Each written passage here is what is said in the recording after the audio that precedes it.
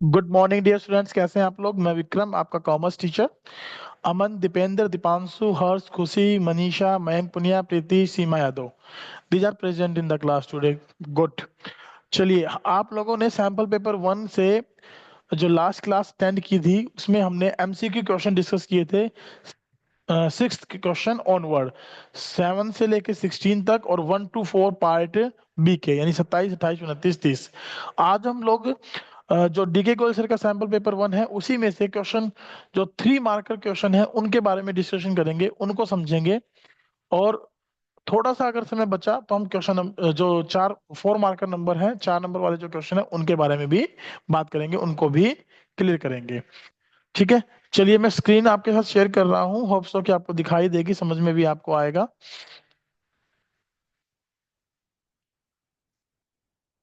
देखिए,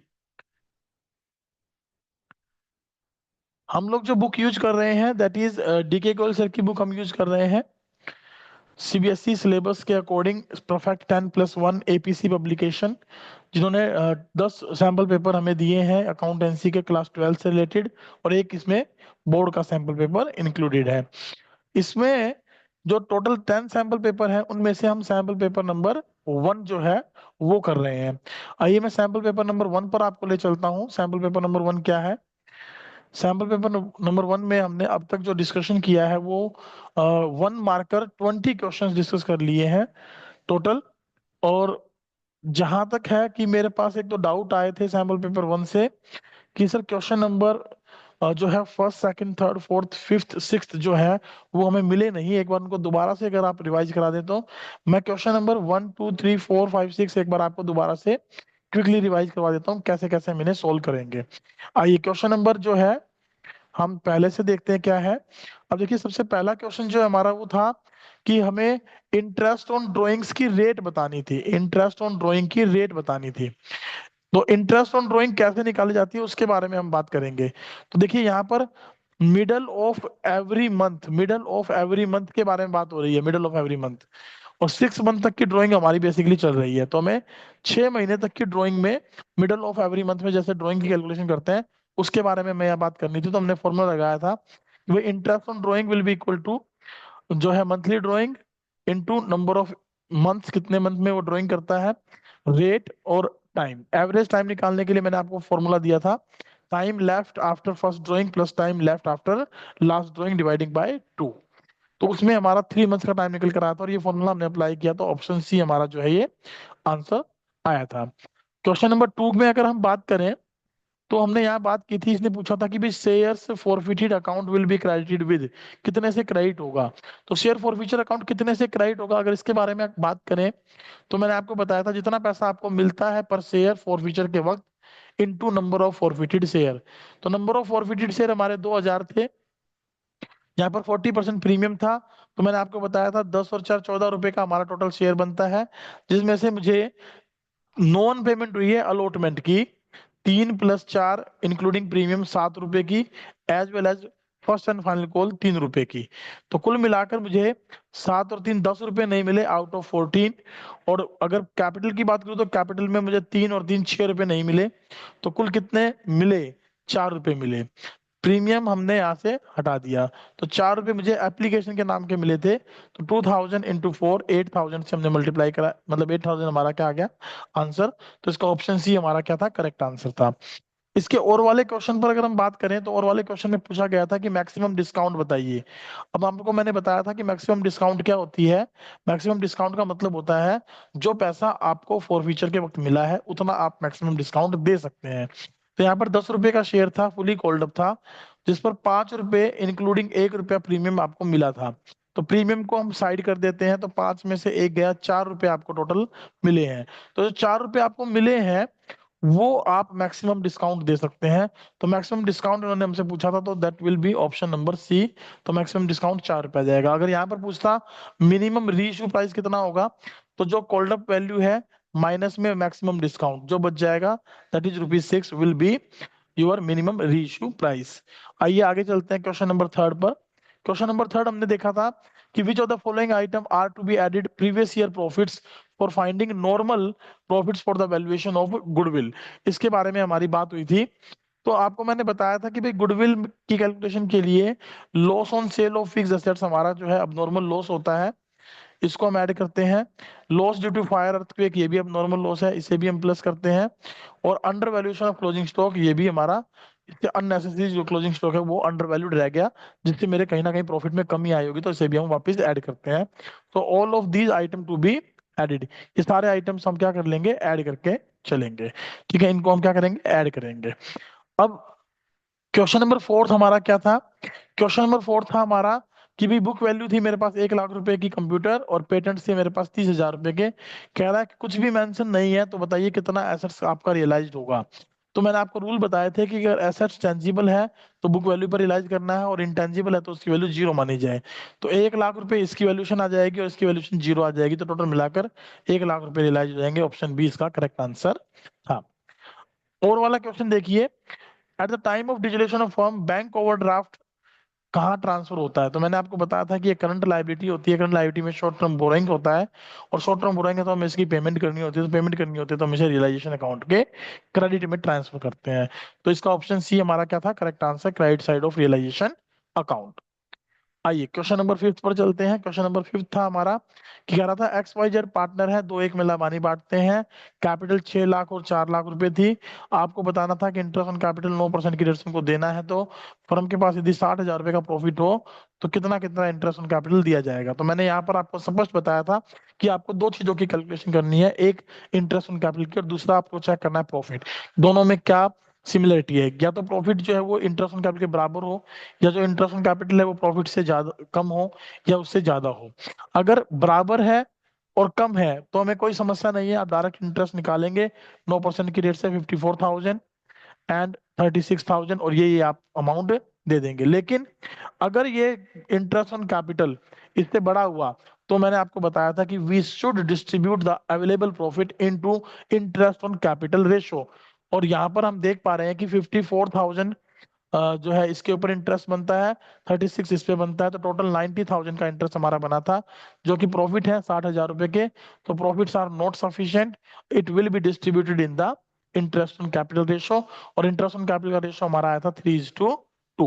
जो कैपिटल का रेशो है वही इंटरेस्ट ऑन कैपिटल का रेशो भी रहेगा, क्योंकि इंटरेस्ट ऑन कैपिटल हमने कैपिटल पर ही लगाया है इसलिए। तो 60,000 को हमने 3:2 में डिस्ट्रीब्यूट किया था, और ये टोटल बना 5, 5 की वैल्यू मेरे पास 60,000 है, तो जो 12,000 से मल्टीप्लाई किया तो 12 दिए 36,000 और 12 दूनी 24,000 रुपए। तो इसने हमसे पूछा था कि बताइए कितना कितना इंटरेस्ट देंगे, तो ऑप्शन सी क्या हो जाएगा हमारा यहाँ पे, करेक्ट आंसर हो जाएगा। तो ये 5 क्वेश्चन, और छठा क्वेश्चन हमारा क्या था, ये एक बार उसको भी देख लेते हैं। कि एबीसी पार्टनर है, सी 1/5 हिस्से के लिए आया था, और उसमें हमने वो 1.5 लाख रुपए की क्या लाया, कैपिटल। और वैल्यू ऑफ टोटल एसेट्स दे रखी है 5,50,000, और लाइबिलिटीज दे रखी है 70,000। आपको सी का गुडविल में हिस्सा निकालना था। तो मैंने इसके आपको 3 4 स्टेप बताए थे, वो 4 स्टेप आप क्या है उनको आप समझिए एक बार। पहला स्टेप, आप न्यू फर्म की कैपिटल निकालेंगे। और न्यू फर्म की कैपिटल कैसे निकलती है, न्यू पार्टनर कैपिटल बटे न्यू पार्टनर प्रॉफिट शेयर। तो 1,50,000 रुपए वो कैपिटल लाया, 1/5 उसका हिस्सा था, तो 7,50,000 रुपए मेरी क्या आ जाएगी, नई फर्म की कैपिटल।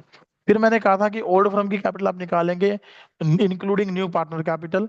तो हमारे पास ओल्ड फर्म की इंडिविजुअल पार्टनर्स की तो कैपिटल गिवन नहीं है, लेकिन हमें ये पता है कि टोटल एसेट्स माइनस में लायबिलिटीज भी फर्म की कैपिटल ही होती है। तो ओल्ड फर्म की टोटल एसेट है 5,50,000 और लायबिलिटीज है 70,000। तो इनका मैं डिफरेंस करूंगा, प्लस इसमें नए पार्टनर की कैपिटल को जोड़ लूंगा, तो मेरे पास टोटल ओल्ड फर्म की कैपिटल कितनी आ जाएगी, 6,30,000। तो मैंने आपको बताया था फर्म की हिडन गुडविल निकालने का फॉर्मूला, न्यू फर्म की कैपिटल माइनस ओल्ड फर्म की कैपिटल, 750 माइनस में 6,30,000। तो मेरे पास निकल कर आ जाएगी कितनी ये कैपिटल, गुडविल आ जाएगी, 5 में से 3 गया, दो, 1,20,000 रुपए की मेरे पास क्या आ गई, गुडविल आ गई, 1,20,000 रुपए की गुडविल। अब इस 1,20,000 में मैं क्या करूंगा, I will calculate the share of mister C. तो 1,20,000 में, 1,20,000 में सी का शेयर कितना है, 1/5। तो ये कितना आ जाएगा, 24,000 रुपए। तो ऑप्शन सी जो है, सॉरी डी जो है इसका, वो करेक्ट आंसर यहाँ पर हमारा हो जाएगा। ऑप्शन की आपको समझ में आया होगा, 1,20,000 के अंदर 1/5 हिस्सा, तो 24,000 रुपये हमारा गुडविल का हिस्सा निकल आएगा मिस्टर सी का, जो नया पार्टनर आया है। 7th 8th 9th में किसी को कोई समस्या थी नहीं, ये हमने कंप्लीट कर लिए थे। आइए चलते हैं क्वेश्चन नंबर 17 पर, जो कि आज का टॉपिक है और आज के क्वेश्चन हम यहीं से स्टार्टअप करने वाले हैं। आइए क्वेश्चन नंबर 17 को एक बार स्टडी कर लेते हैं, पढ़ लेते हैं क्या है क्वेश्चन नंबर 17, थोड़ा सा अंडरस्टैंड करते हुए चलेंगे। क्वेश्चन नंबर 17 में लिखा है ए बी सी तीन पार्टनर है, 1/4/2021 को उनकी कैपिटल का बैलेंस है 4 लाख रुपए, 2 लाख रुपए और 2 लाख रुपए। तो इसका मतलब है बिगिनिंग की कैपिटल दी है। As per provision of partnership deed, A को हमने सैलरी देनी है 5,000 रुपए per month, it means multiply कराएंगे 12 से तो कैपिटल आ जाएगी कितनी, 60,000 रुपए। सॉरी, सैलरी कितनी आ जाएगी, 60,000 रुपए। पार्टनर्स पर entitle to interest on capital, interest on capital देना है 5% पर annum। अगर 5% पर annum देखें तो 4 लाख का 5% हो गया 20,000 रुपए, 10,000 रुपए और 10,000 रुपए। ये इनका इंटरेस्ट ऑन कैपिटल बनता है।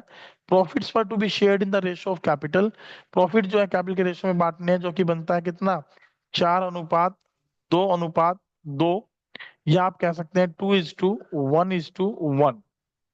Net profit of the year ended 31 मार्च 22 को हमें दिए गए 3 लाख रुपए, divided equally without providing for the above items, और इनको हमने इक्वली डिस्ट्रीब्यूट कर दिया बिना इन आइटम्स को इंक्लूड किए।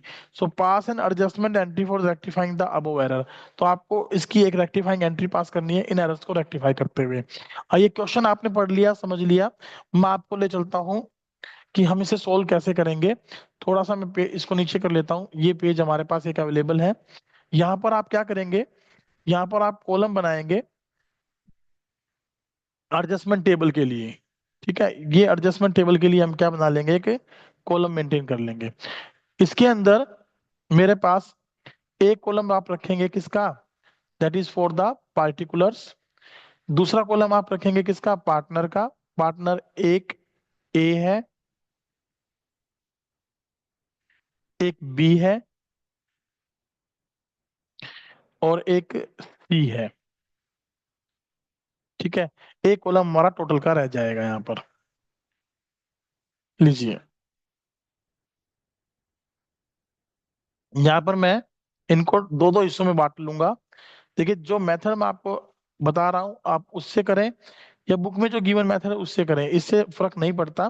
फर्क इससे पड़ता है कि आप एक्यूरेसी कितनी लेकर आते हैं क्वेश्चन करने में। अगर आप एक्यूरेटली क्वेश्चन को कर पाते हैं तो इट मीन्स कि आपको कहीं ना कहीं पूरे पूरे मार्क्स मिलने वाले हैं। तो क्वेश्चन को करने में आपको ध्यान लगाना है, ना कि इस बात में कि भाई मेथड कौन सा फॉलो किया जाए। चलिए, ये हो गया हमारा एडजस्टमेंट टेबल हम बनाने जा रहे हैं।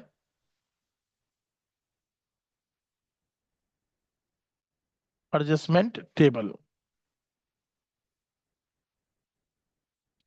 यहां पर आप लिखेंगे particulars.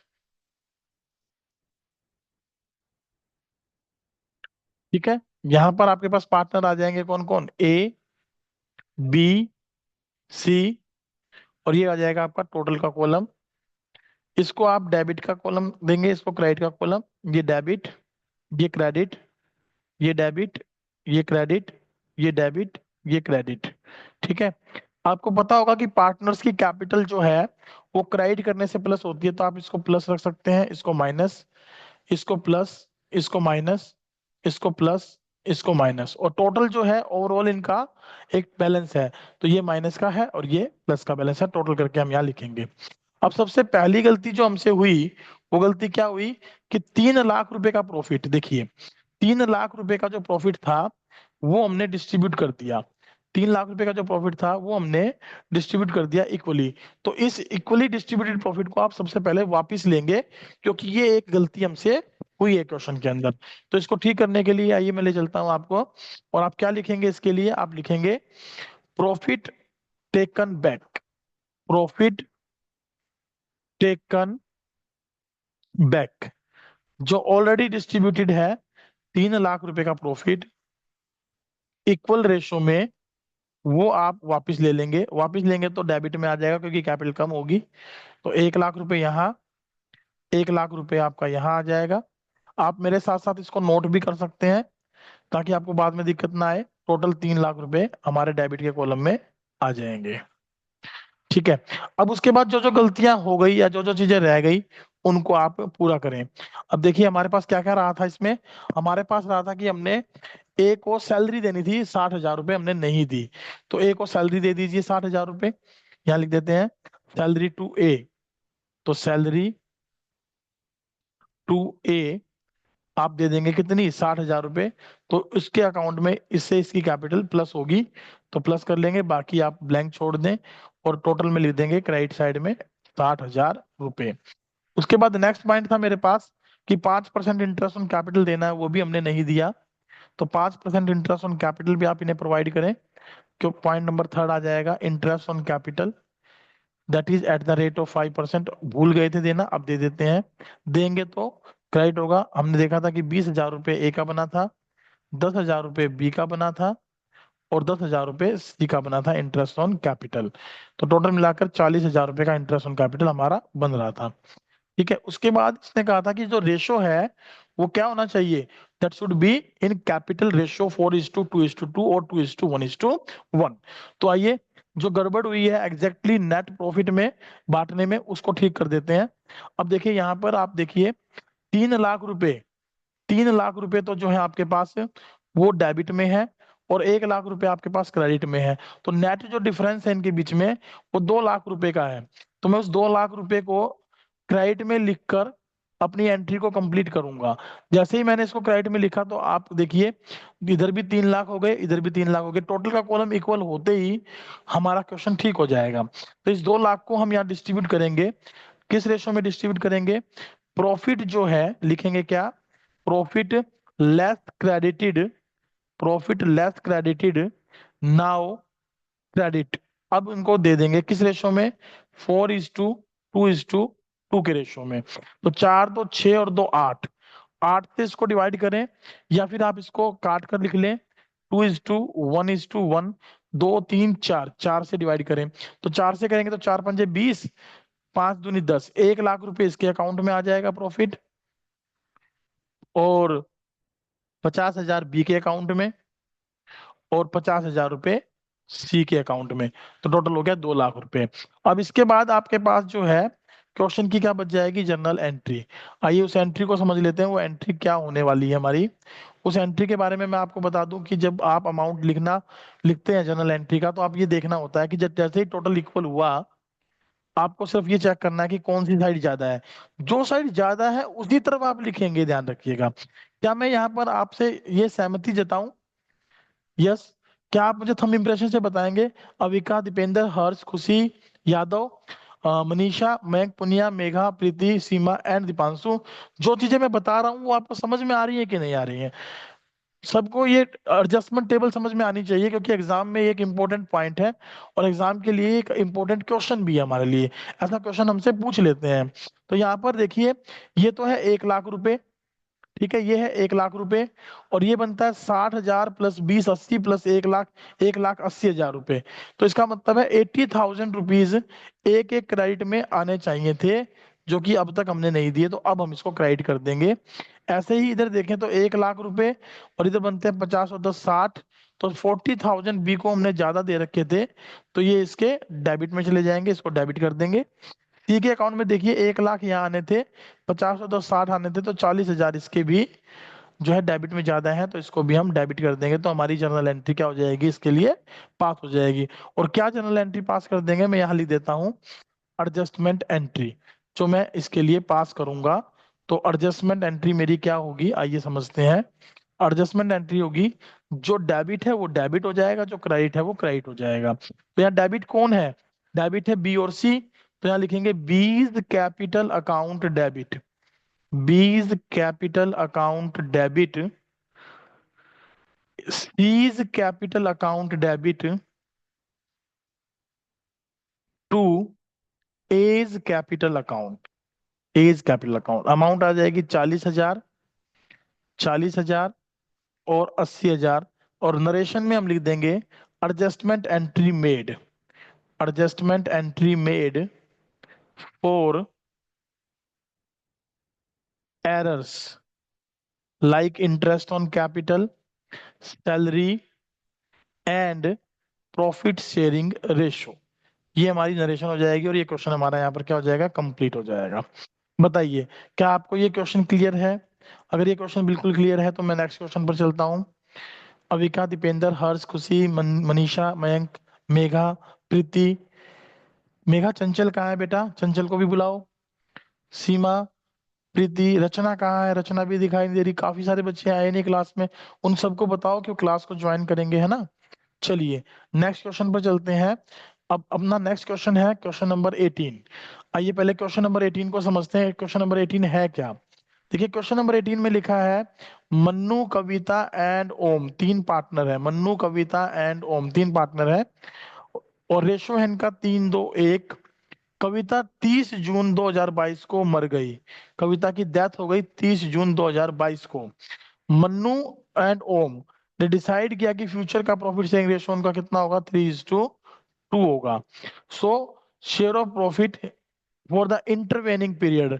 Now what is intervening period? देखिए यहाँ इंटरवेनिंग का मतलब समझिए।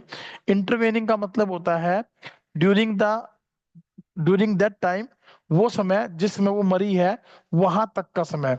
इंटरवेनिंग को बोलते हैं up to date of death तक का समय, based on the sales during that period which were rupees 7,20,000।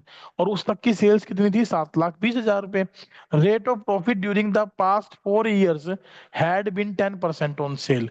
कह रहा पिछले 4 साल में लगातार हमने देखा तो प्रॉफिट की परसेंटेज आ रही थी 10%। और हम 31 मार्च को क्या हो रही है, क्लोज हो रही है। आपको कैलकुलेट करना है Kavita's share of profit, pass the necessary journal entry for that also. तो इसके लिए हम थोड़ा सा चल पड़ते हैं सॉल्यूशन पर। ये क्वेश्चन नंबर जो हमने 17 सोल्व किया था, क्वेश्चन नंबर 17। अब हम कर रहे हैं क्वेश्चन नंबर 18। आइए क्वेश्चन नंबर 18 पर चलते हैं। क्वेश्चन नंबर 18 का सॉल्यूशन देखिए कैसे होगा।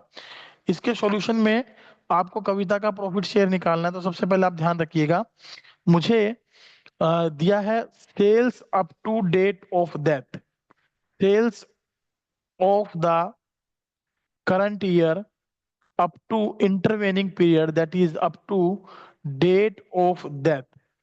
और ये सेल कितनी दी है मुझे? 7,20,000 रुपीज। ठीक है। और मुझे प्रॉफिट परसेंटेज बताया गया है, profit percentage of last 4 years का। तो जो लास्ट 4 years का प्रॉफिट परसेंटेज है, तो हम ये अज्यूम करें कि करंट ईयर में भी ये परसेंटेज सेम रहेगी 10%। तो इसके अकॉर्डिंग 7,20,000 पर करंट ईयर का सभी पार्टनर्स का अगर मैं प्रॉफिट कैलकुलेट करूं तो मेरे पास कितना आ जाएगा? 72,000, 72,000 रुपये। अब 72,000 रुपये सभी पार्टनर्स का है और मुझे निकालना किसका है? कविता का। तो हम कैलकुलेट कर लेंगे Kavita's profit share, profit share up to date of death. Up to date of death में मुझे समय की कोई जरूरत नहीं है। क्यों नहीं जरूरत समय की? क्योंकि प्रॉफिट ही मुझे up to date of death तक का मैंने कैलकुलेट किया है। तो 72,000 में उसका हिस्सा आप चेक कर लें, हिस्सा कितना बनता है कविता का? 2/6। तो 2/6 अगर इसका शेयर बन रहा है तो हम यहाँ लिख देंगे 2/6, दैट इज 24,000 रुपीज। तो 24,000 रुपये उसकी गुडविल का हिस्सा बन रहा है। अब अगर 24,000 उसकी गुडविल का हिस्सा बन रहा है तो उसने हमसे पूछा था जर्नल एंट्री भी करके दिखाएं। अब जर्नल एंट्री के लिए ये पहला वर्किंग नोट हमारा हो गया। हम दूसरा वर्किंग नोट यहाँ बना लेते हैं। दूसरे वर्किंग नोट में मुझे जर्नल एंट्री के लिए क्या चाहिए? आपको याद होगा मैंने एक कॉन्सेप्ट आपको क्लास में बताया था। कॉन्सेप्ट क्या था? कॉन्सेप्ट था कि अगर मेरे पास ओल्ड रेशो है और मेरे पास अगर न्यू रेशो है, तो ओल्ड और न्यू रेशो है और गुडविल का या प्रॉफिट का ट्रीटमेंट करें तो हम एंट्री करते हैं गेनिंग डेबिट टू सेक्रीफाइस में। तो इसका मतलब है मेरे पास इस क्वेश्चन के अंदर मन्नू का, कविता का और ओम का ओल्ड रेशो दिया है 3:2:1 और नया रेशो दिया है इनका 3:2 कविता के मरने के बाद। तो मुझे क्या निकालना पड़ेगा इनका? I have to calculate sacrifice ratio. मुझे इनका सेक्रीफाइस रेशो निकालना पड़ेगा। तो मैं यहां लिख देता हूं मन्नू, कविता, ओम। इनका ओल्ड रेशो है 3:2:1, दैट इज इक्वल टू 6। और न्यू रेशो कविता की डेथ के बाद, कविता को स्टार लगा लेते हैं, नया रेशो है इनका 3:2, दैट इज 5। मैंने आपको गेनिंग सैक्रिफाइस निकालना बताया था थ्रू द इक्वेशन। इक्वेशन में क्या करेंगे आप, इसके इसे इक्वेशन में इसे आप मल्टीप्लाई करा देंगे 5 से, और इसे आप मल्टीप्लाई करा देंगे 6 से, ताकि इनका बेस जो है वो इक्वल हो सके। और उसके आधार पर अगर हम बात करें तो हमारे पास ओल्ड रेशो क्या निकल कर आएगा, that is 15:10:5 and new ratio क्या निकल कर आएगा, दैट इज 18:12:12 तो ये मेरे पास टोटल जो है शेयर निकल कर आया। अब इसके बाद हम लोग क्या करने वाले हैं, हम इनमें डिफरेंशिएट करने वाले हैं। देखिए 30 में से मन्नू 15 रुपए लेता था, आज वो 18 रुपए ले रहा है, तो इसका मतलब 3/30 ही इज डूइंग गेन, वो गेन कर रहा है, ठीक है। और ये तो सीधी सी बात है, 10/30 सेक्रीफाइस करके जाएंगे, ठीक है। और ये जो है 5 रुपए पहले लेते थे, आज 12 रुपए ले रहे हैं, तो ये भी क्या कर रहे हैं, गेन 7/30, इनका भी क्या है, गेन। तो मैंने आपको जर्नल एंट्री बताई थी कि अगर गेन सेक्रीफाइस में हमें एंट्री करनी होती है तो हम जर्नल एंट्री क्या पास करते हैं, जर्नल एंट्री पास करते हैं गेनिंग डेबिट टू सेक्रीफाइस। तो यहाँ गेन करने वाले पार्टनर कौन है, मन्नू है, तो आप लिख दीजिएगा Mannu's capital account debit, Mannu's capital account debit. और ओम है तो आप लिखिएगा ओम्स कैपिटल अकाउंट डेबिट। और टू, जो पार्टनर मर गया, कविताज कैपिटल अकाउंट। अब देखिए अगर आपको पता है कविता का शेयर 24,000 रुपए है, तो you will distribute this amount in the gaining ratio, क्योंकि एक पार्टनर छोड़ के जा रहा है, दो भी हैं, तो गेन करेंगे, तो गेनिंग रेशो तो यहाँ बनता है हमारा कितना, दैट इज 3:7। तो 3:7 में इसको बांट दीजिए 10, 24 या 72, 7200 रुपये तो इसके आ जाएंगे। और 7 चौक 28, 7 दूनी 14 और 2 16, 16,800 रुपये इसके आ जाएंगे। एक तो तरीका है ये, इस तरीके से करने का। दूसरा तरीका देखिए, मुझे ये पता है कि फर्म का टोटल प्रॉफिट कितना है, 72,000 रुपये, और उसमें कौन कितना गेन कर रहा है, 3/30, ठीक है। ये सेक्रीफाइस कर रहे हैं 10/30, और ये कर रहे हैं 7/30 टोटल में। तो मैं टोटल में कैलकुलेशन कर लेता हूँ, तो टोटल की कैलकुलेशन करेंगे तो ये 2400 पे कट जाएगा। अब 2400 के अकॉर्डिंग देखिए, 24 या 7200 रुपये यहाँ आ गए, 24,000 यहाँ आ गए, और 24 सत्ते 16,800 रुपये यहाँ आ गए। आप ऐसे भी अमाउंट की कैलकुलेशन कर सकते थे और यहाँ लिख सकते थे। तो ये क्वेश्चन नंबर 2 हमारा जो है वो कंप्लीट हुआ। बताइए जरा एक बार, दीपांशु, सीमा, प्रीति, मेघा, मयंक, खुशी, खुशी यादव, हर्ष, दीपेंद्र, अविका, क्या आपको ये क्वेश्चन समझ में आया? ओके। अगर ये क्वेश्चन समझ में आया तो चलिए क्वेश्चन नंबर 19 पर चलते हैं। क्वेश्चन नंबर 19 क्या है ये देखते हैं। क्वेश्चन नंबर 19 पे जाने से पहले मुझे 18 का और भी दिया है, लीजिए 18th के और को भी एक बार समझ लेते हैं। 18th के और क्या कहता है, एबीसी 3 पार्टनर हैं, उनकी कैपिटल है 8 लाख, 6 लाख और 4 लाख रुपए। कैपिटल दी है 8 लाख, 6 लाख और 4 लाख रुपए। मैं क्वेश्चन को यहीं पर थोड़ा लिख लेता हूँ। 3 पार्टनर है, ए, बी, सी, और उनकी कैपिटल दी है 8 लाख, 6 लाख और 4 लाख रुपए। यही थी ना कैपिटल, जरा देखिए। हाँ जी, यही कैपिटल है। अभी पूरा क्वेश्चन हम यहीं से कंटिन्यू कर लेंगे। और मुझे दिया गया है उनका रेशो 3:2:1, 3:2:1 उनका प्रॉफिट शेयरिंग रेशो मेरे पास गिवन है। आगे लिखा है partners are entitle to interest on capital at the rate of 6%। Partners को इंटरेस्ट ऑन कैपिटल कितना देना है, 6% देना है। Annual and salary to B and C ₹4,000 per month, 4,000 रुपये पर मंथ और 6,000 रुपये पर क्वार्टर, ये इनको सैलरी मिलनी है as per the provision of partnership deed, ठीक है।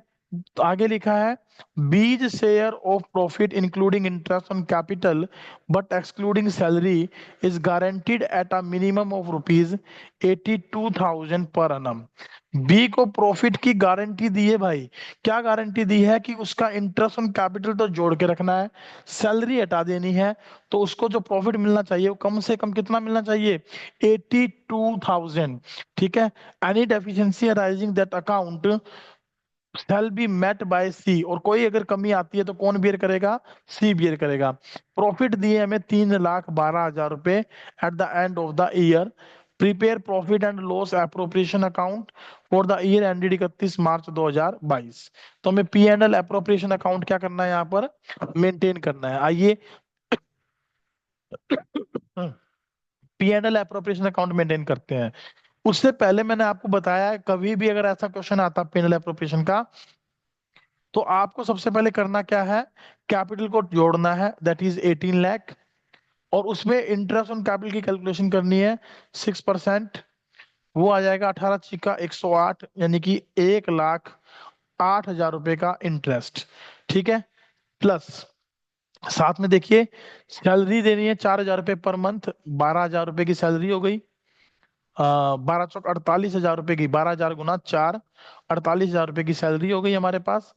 प्लस 6,000 रुपये पर क्वार्टर सैलरी है, तो 6,000 मल्टीप्लाइड बाय 4, दैट इज 24,000 की सैलरी इसकी हो गई। तो ये तीन चीजें हमने दी। तो सबको टोटल करने के बाद अगर मैं देखता हूं तो भी वो 3,12,000 से कम ही है, तो मतलब मैं P and L appropriation account यहाँ मेंटेन कर सकता हूं। तो आइए इसका P and L appropriation account maintain करते हैं। क्वेश्चन नंबर हमारा है 19। क्वेश्चन नंबर 19 का हम सॉल्यूशन कर रहे हैं। P and L appropriation account हमें मेंटेन करना है। तो ये लीजिए, मैं फॉर्मेट बना देता हूं पी एंड एल एप्रोप्रिएशन के लिए।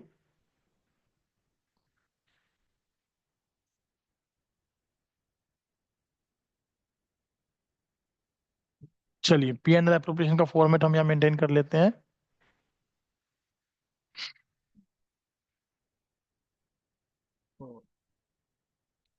एक,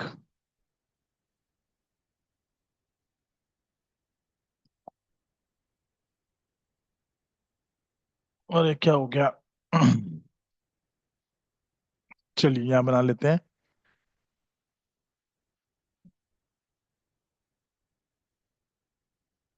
ऑप्शन थोड़ा मैं ठीक ठाक काम कर रहा हूँ बच्चों। ये जो ड्राइंग सी कर रहा हूँ ये ठीक लग रही होगी आप लोगों को। इससे क्वेश्चन को समझने में भी दिक्कत आपको थोड़ी कमी आएगी। चलिए मैं यहाँ लिख देता हूँ P and L appropriation account. Red pen से लिख देते हैं अपन, अपने पास सारे पेन अवेलेबल हैं।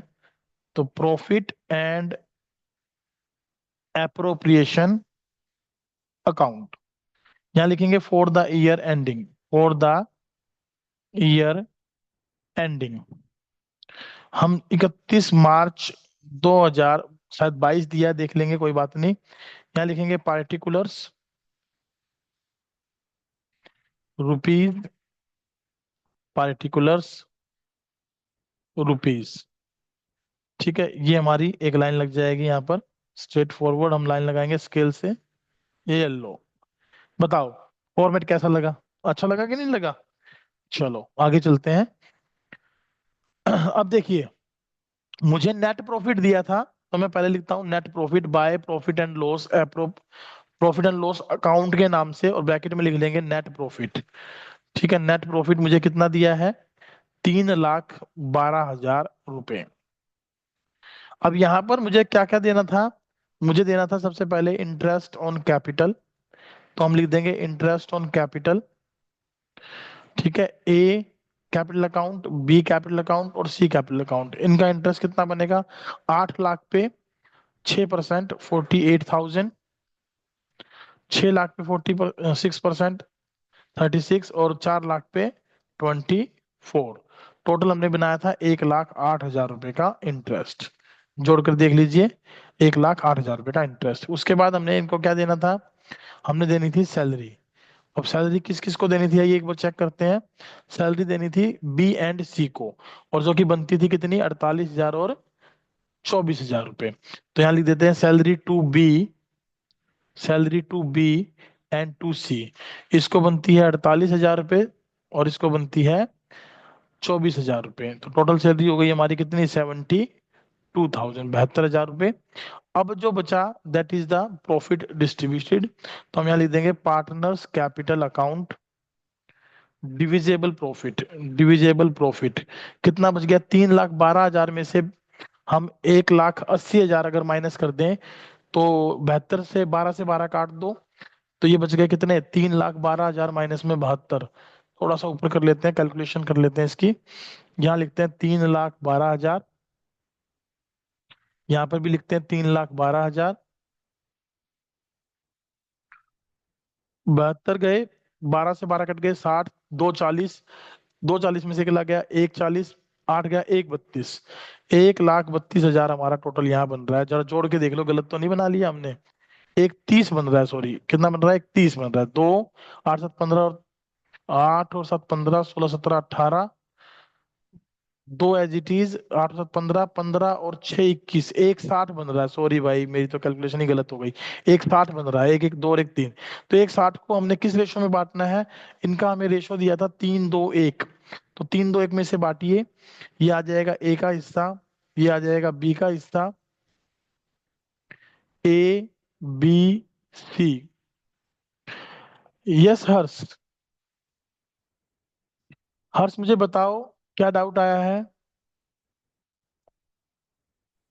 1,32 आएगा। 1,32 आएगा, मैंने कैलकुलेशन गलत कर दी। हाँ। हाँ, एक बार दोबारा चेक कर लेते हैं, कोई बात नहीं, अभी देख लेते हैं मैंने कैलकुलेशन में क्या गड़बड़ कर दी। मैं यहाँ लिख लेता हूँ 3,12,000 माइनस में 1,80,000, 1,32,000, इतना ही आ रहा था और मैं लिख भी इतना ही रहा था। पता नहीं मेरा ध्यान कहाँ चला गया था। चलो मैं इसको काट के लिखता हूँ, ठीक करता हूँ। 1,32,000 रुपये मेरा टोटल क्या बना है, प्रॉफिट बना है। 1,32,000 रुपये, लीजिए 1,32,000 रुपये का मेरा प्रॉफिट बना है। मैं लाइन बीच में से हटा दी। अब इसको आप बांट सकते हैं, बांटिए जरा इसको। बांटेंगे किस रेशो में बांटेंगे, इसको बांटेंगे आप लोग, रेशो कितना दिया था मैं फिर से देख लूं, 3-2-1, 3-2-5 और 1-6। तो 6 दूनी 12 और 6 दूनी 12, 22,000 रुपये तो इसका आ गया। 22 दूनी 44,000 रुपये इसका आ गया। और 22 तिया 66,000 रुपये इसका आ गया। और 66, 44, 22। अब गारंटी देखिए जरा क्या थी, गारंटी हमने दी थी किसको, बी को। अब बी को मिल क्या रहा है भाई, बी को मिल रहा है 44,000 रुपये का तो प्रॉफिट। और हमने इसका इंटरेस्ट ऑन कैपिटल रखना था, जो कि 6% की रेट से 36,000 बनता है। तो ये टोटल हो गए 80,000। और गारंटी कितने की है इसको, 82 की, यानी 2,000 रुपये की डेफिशिएंसी है। तो 2,000 रुपये की जो डेफिशिएंसी है, उसने कहा था कि सी देगा अपने पास से। तो सी के अकाउंट से 2,000 की डेफिशिएंसी काट लो और बी के अकाउंट में 2,000 रुपये प्लस कर दो।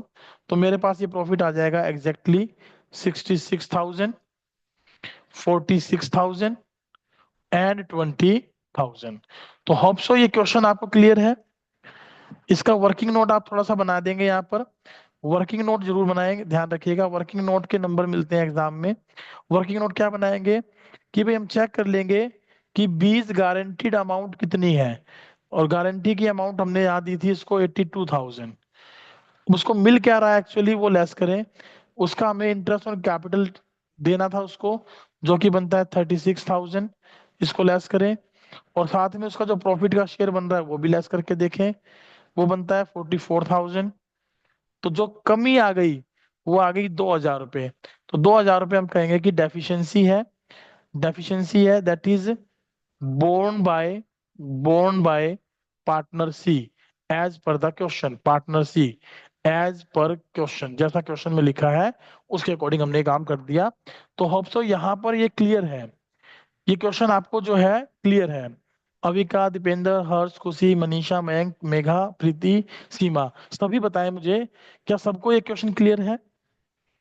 चलिए अगर सबको क्वेश्चन क्लियर है तो आगे चलते हैं क्वेश्चन नंबर 19 पर। आइए क्वेश्चन नंबर 19 क्या है देख लेते हैं एक बार।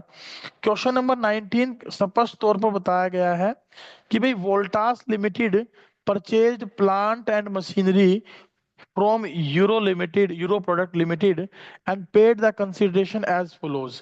और कंसिडरेशन जो है उसमें हम उसको क्या करते हैं, पेड करके चलते हैं। अब जो कंसिडरेशन उसको पेड करके चलते हैं वो क्या क्या दे रहे हैं देखिए।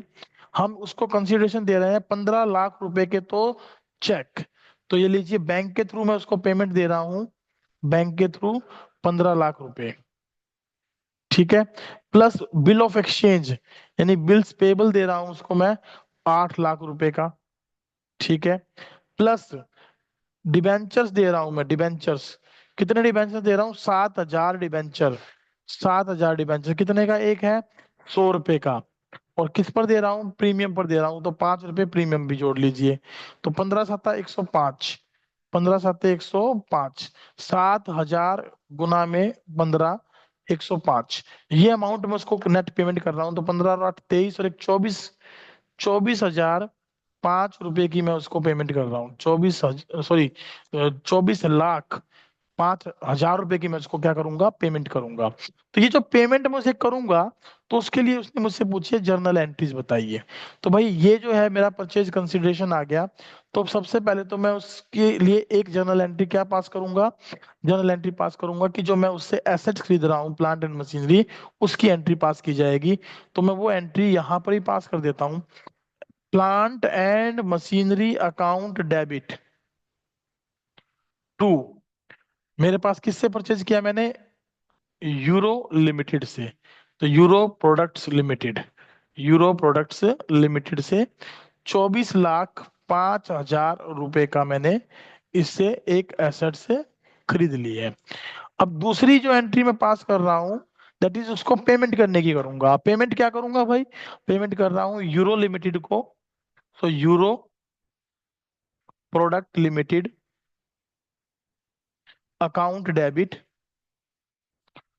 टू, क्या क्या दे रहा हूं देखिए, बैंक से पेमेंट कर रहा हूं और बिल्स पेबल की पेमेंट कर रहा हूं। ये दो एंट्री आप सेपरेटली करके लिख लीजिएगा, ये दो एंट्री, इनकी आप एक एंट्री मेंटेन कर लीजिएगा। ये मैंने बना ली। ये हो गया 15 और 8 23 लाख रुपए मैं इनको इस तरीके से दे रहा हूँ, 15 लाख रुपए बैंक के थ्रू और 8 लाख रुपए उनको बिल्स पेबल के थ्रू। और एक तीसरी एंट्री आप और करके चलिए साथ साथ। तीसरी एंट्री में देखिए हमको डिबेंचर दे रहे हैं, तो डिबेंचर की एंट्री कर देता हूं मैं Euro product limited debit to 7 8% debenture में उनको दे रहा हूं, और वो भी किस पर दे रहा हूं, सिक्योरिटी प्रीमियम पर। तो सिक्योरिटी प्रीमियम, लेकिन लिखा क्या है, ओहो, हमने थोड़ा सा गलत कर दिया भाई, थोड़ा सा गलत कर दिया, आइए एक बार करेक्ट करते हैं। मैंने देखा ही नहीं, इसमें लिखा है issued at par and redeemable at premium. तो रिडीमेबल एट प्रीमियम है, तो यहां पर आप आ जाइए। ये जो अमाउंट है इसमें प्रीमियम नहीं शामिल होगा, और ये मैंने कैलकुलेशन जो कर दी, ये कैलकुलेशन भी मेरी गलत है। इसको जरा ठीक करते हैं, मैं रब कर लेता हूँ यहाँ से रब कर लेते हैं बेटा, ये लीजिए। तो इसका मतलब है ये अमाउंट की जो एंट्री हुई है ये भी गलत हो गई हमारी, इसको भी ठीक करेंगे, ठीक है। बाकी एंट्री हम ठीक कर रहे हैं, कोई बात नहीं है, आइए इसको ठीक कर लेते हैं। देखिए बैंक में 15 लाख और बीपी 8 लाख और से डिबेंचर 7,000 गुना 100 एट पार पर दे रहा हूं, तो ये हो गए कितने के, 7 लाख रुपए के, कितने के, 7 लाख रुपए के। तो टोटल अमाउंट कितनी बनी, टोटल अमाउंट बनी हमारे पास इसको देने के लिए 15 और 8 23 और 7 30 लाख रुपए, 30 लाख रुपए की अमाउंट बनती है, जो कि 30 लाख रुपए हमारा क्या आ गया, परचेज कंसिडरेशन। तो आप ये 30 लाख लिखेंगे यहाँ पर, एक्सट्रीमली सॉरी, ये मैंने कैलकुलेशन में गलती कर दी, 30 लाख रुपए आप यहाँ लिखेंगे। अब क्योंकि 5% प्रीमियम तो फ्यूचर में दे रहा हूँ, तो लॉस हो गया हमारे लिए, है ना। तो यहाँ पर यूरो लिमिटेड से जो पेमेंट हो रही है 23 लाख रुपए की, 5 लाख रुपए की, 8 लाख की, ये एंट्री हमारी बिल्कुल करेक्ट है। अब यहाँ पर जो बाकी बचे, 30 में से 23 गए, तो 7 लाख रुपए जो बचे वो मैं यूरो लिमिटेड को दे रहा हूँ, 7 लाख रुपए कैसे, 7 लाख के डिबेंचर देकर। क्योंकि यहाँ पर प्रीमियम नहीं है, क्योंकि यहाँ पर प्रीमियम नहीं है, तो हमें क्या करना पड़ेगा, उस प्रीमियम की जगह जो फ्यूचर का लॉस है उसका नाम लिख देंगे, premium on redemption of debenture, और उसको हम ऊपर किस नाम से दिखा देंगे, loss on issue of debenture, ठीक है, loss on issue of debenture, ये आ जाएगा। अब 5% है, 100 पर 5% मतलब 5, तो 35,000, 35,000 यहाँ आ जाएंगे और 35,000 यहाँ आ जाएंगे, ठीक है। अब यहाँ पर बाय डिफॉल्ट एक एंट्री आप अपने पास से और कर देंगे, एंट्री नंबर 4, दैट इज जो ये लॉस हुआ है इसको राइट ऑफ करने की।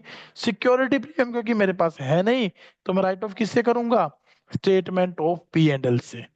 To loss on issue of debenture, that is 35,000, 35,000।